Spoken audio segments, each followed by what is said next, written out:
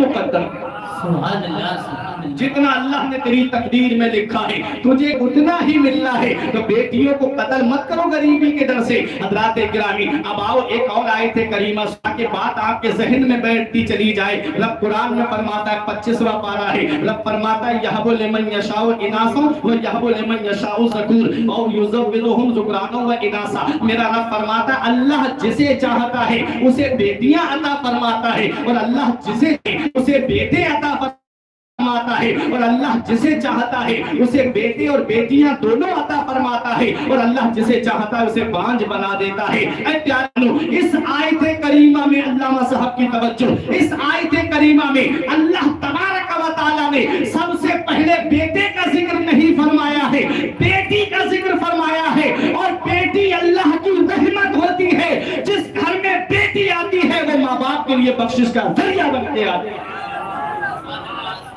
حضرات تو بیٹیاں اللہ کی رحمت ہیں, بیٹیاں زحمت نہیں اللہ کی رحمت ہیں. اور مدینے والے مصطفیٰ ارشاد فرماتے ہیں جس کی 3 بیٹیاں ہوں اور وہ ان کی اچھی تربیت کرے, اچھی تعلیم دے, یعنی دینی تعلیم دے اور ان کا اچھے گھر میں نکاح کر دے, نبی ارشاد فرماتے ہیں تو وہ جنت میں میرا اتنا قریب ہوگا جتنا شہادت والی انگلی برابر والی انگلی کے قریب ہے. میری انگلیاں اس لائق نہیں میں نبی کے قدموں کی خاک پہ قربان, صرف تقریب فہم اور تمثیل کے طور پہ بول رہا ہوں. ان انگلیوں کے درمیان کتنے نبی فرماتے ہیں کہ جو بیٹی کو تعلیم دے وہ تعلیم نہیں جو ٹک ٹاک پہ اپنی فہرست شیئر کرتی نظر آئے, وہ تعلیم نہیں. دین اور دینی تعلیم کا کتنا فائدہ, دینی تعلیم کا کتنا فائدہ. نبی نے ارشاد فرمایا, آپ پریشان تو نہیں ہو رہے, بتا دیجئے گا, وقت کافی ہو گیا اس لیے میں آپ سے. نبی نے ارشاد فرمایا, مشکوٰۃ شریف کی حدیث سے باقی نبی فرماتے ہیں تنکح المرأۃ لأربع. آدمی جب نکاح کرتا ہے تو 4 چیزیں دیکھتا ہے. کتنی؟ 4 چیزیں. جب کوئی نکاح کرتا ہے تو کتنی چیزیں دیکھتا ہے؟ 4. کیا؟ ولے جمالہا, لڑکی کی خوبصورتی دیکھتا ہے. ولے حسبہا, لڑکی کا خاندان دیکھتا ہے. ولے مالہا, لڑکی کی دولت دیکھتا ہے. 3 چیزیں ہو گئی. یا تو حسن دیکھ کے نکاح کرتا ہے, یا خاندان دیکھ کے نکاح کرتا ہے, یا لڑکی کا مال دیکھ کر کے نکاح کرتا ہے. اور آپ کو میں بتا دوں یہ جو آپ حسن دیکھ کر کے نکاح کر رہے ہو, آج کا حسن تو مصنوعی حسن ہے.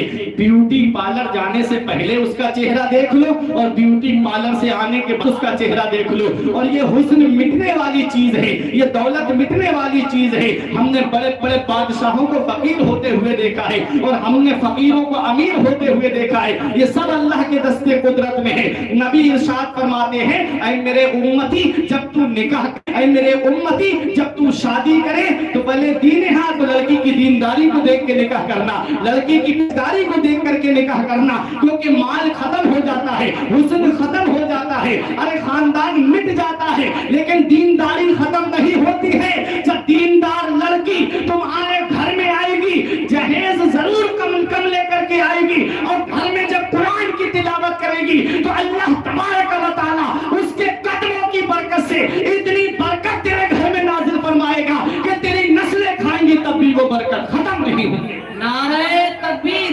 نعرہ رسالت, جشن عید میلاد النبی, نعرہ تکبیر, نعرہ رسالت. تو دیندار لڑکی کو اختیار کرو, پرہیزگار لڑکی کو اختیار کرو. حضرات نبی فرماتے ہیں جس کی 3 بیٹیاں ہوں اور وہ اس کی اچھی تربیت کرے اور دین تعلیم کے سائے میں اس کی پرورش کرے اور اس کا اچھے گھر میں نکاح کر دے تو وہ جنت میں میرا اتنا قریب ہوگا جتنا برابر والی انگلی شہادت والی انگلی کے قریب ہے. حضرات گرامی, ایک صحابی کھڑے ہوئے, آقا جس کی 2 بیٹیاں ہوں, پھر یہی فرمایا جس کی 2 بیٹیاں ہوں اچھی تعلیم دے, دینی تعلیم دے اور اس کی اچھے سے پرورش کرے, اچھے گھر میں نکاح کر دے, وہ بھی میرے اتنا ہی قریب ہوگا. ایک صحابی کھڑے ہوئے, آقا جس کی 1 بیٹی ہو وہ کیا کرے, ان کے پاس 1 ہی بیٹی تھی. نبی نے فرمایا جس کی 1 بیٹی ہو دینی تعلیم دے, اچھی تربیت دے, پرورش کرے, اچھے گھر میں نکاح کر دے, وہ بھی میرے اتنا ہی قریب ہوگا. یہ بیٹیوں سے محبت کرنے کا سبق کہاں سے ملا؟ یہ تو وہی مکہ ہے نا جہاں بیٹیوں کو زمین میں زندہ گاڑ دیا جاتا تھا. صحابہ بار بار اٹھ کے پوچھ رہے ہیں آقا جس کی 2 بیٹیاں ہوں, آقا جس کی 1 بیٹی ہو, آقا جس کی 3 بیٹی ہوں, وہ کیا فرماتے جا رہے ہیں کہ جس کی ایک بیٹی ہو یا دو بیٹی ہو یا تین بیٹی ہو، اچھی تعلیم دے، دینی تعلیم دے، اچھی تربیت اور اچھے گھر میں نکاح کر دے، وہ بھی میرا اتنا ہی قریب ہوگا۔ تو پیارے مسلمانوں، اپنی بچیوں کو دینی تعلیم دو، اپنی